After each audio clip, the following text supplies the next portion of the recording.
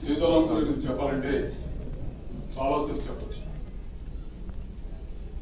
భారతదేశంలో విద్యార్థి రాజకీయాల నుంచి దేశంలో ఉన్నటువంటి అత్యున్నత వామపక్ష భావజాలం కలిగినటువంటి ఒక అద్భుతమైనటువంటి నాయకత్వం కలిగినటువంటి నాయకుడు సీతారాం గారు. దేశంలోనే ప్రముఖ యూనివర్సిటీ జవహర్లాల్ నెహ్రూ యూనివర్సిటీ ఢిల్లీ 3 సార్లు ఆ యూనివర్సిటీ విద్యార్థి సంఘ అధ్యక్షుడిగా కావడం అనేది చిన్న విషయం కాదు. విద్యార్థి సంఘ నాయకుడిగా ఆ రోజుల్లోనే ఇందిరాగాంధీ ఎదిరించినటువంటి ఒక మహోన్నతమైనటువంటి పటిష్టమైనటువంటి నాయకత్వం కలిగినటువంటి నాయకుడే. భారతదేశంలో కమ్యూనిస్టు పార్టీ విధానాల్లో వారి ఆలోచన విధానం చాలా ప్రాముఖ్యత కలిగిందిగా మనం చెప్పుకోవచ్చు. దేశంలో ఉన్నటువంటి కార్మికులు, కర్షకులు వారి యొక్క సమస్యల పట్ల పార్లమెంట్ లో దేశంలో ఉన్నటువంటి అనేకమైనటువంటి సదస్సుల్లో వారి గళాన్ని గొప్పగా వినిపించినటువంటి నాయకుడు ఆయన.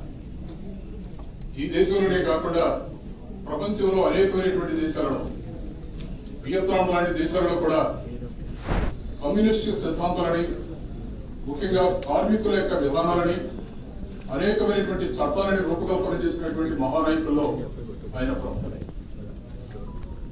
ఇవాళ ఈ దేశంలో ఉన్నటువంటి అన్ని రాజకీయ పక్షాలను కనుక మనం చూసినట్లయితే అందరితో కూడా సత్సంబంధం కలిగి ఒక లౌకిక విధానానికి ఒక ప్రతీకగా నిలిచినటువంటి గొప్ప నాయకుడు సీతారాం.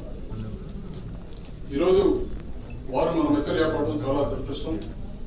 ఎందుకంటే భారతదేశ రాజకీయ వ్యవస్థలో ఒక బ్రహ్మాండమైనటువంటి పటిష్టమైనటువంటి సుదీర్ఘమైనటువంటి భారత రాజకీయ ఆర్థిక వ్యవస్థలో సమూలమైనటువంటి మార్పు కోరుకున్నటువంటి మంచి నాయకుడు అయినా, అలాగే ఈ దేశంలో ఉన్నటువంటి కార్మిక వర్గానికి సంపూర్ణమైనటువంటి స్వేచ్ఛ స్వతంత్రాలు కావాలి, పటిష్టమైనటువంటి చట్టాలు ఏర్పాటు కావాలి, చట్టాలని సంపూర్ణంగా సద్వినియోగం చేసి అమలయ్యే విధంగా రాజకీయ వ్యవస్థలు ఉండాలి, పరిపాలనా వ్యవస్థలు ఉండాలన్నటువంటి ఆలోచన క్రమాన్ని భారత పార్లమెంట్ లో అమోఘమైనటువంటి ఉపన్యాసాల ద్వారా ప్రజలను చైతన్యం చేసినటువంటి గొప్ప నాయకత్వం అయింది.